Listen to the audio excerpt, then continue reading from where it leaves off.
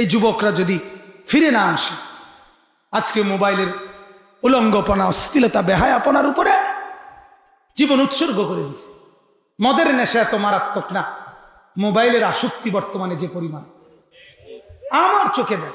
এই পরশুদিন আমি এক মাহফিল থেকে আসার সময় বৃষ্টির কারণে মাহফিলে আর খানা খাই নাই, চলে আসছি হোটেলে, ঢুকছি খানা খাইতে। এক হোটেলে, বড় হোটেল, দুই নওজোয়ান ছেলে, কি সুন্দর চেহারা, তাগড়া যুবক।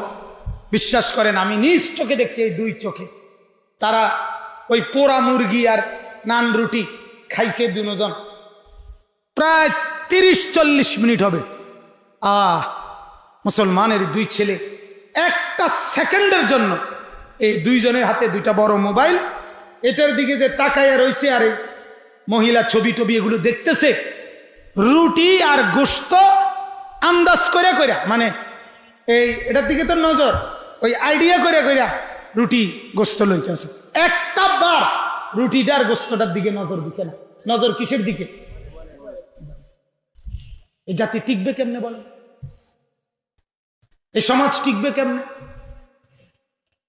এত বেকার, এত অকর্মণ্য, এত সময় যদি এই বড় মোবাইলের পিছনে ব্যয় করে, তো আখেরাত তো পরে, দুনিয়া উন্নত হবে কেমনে?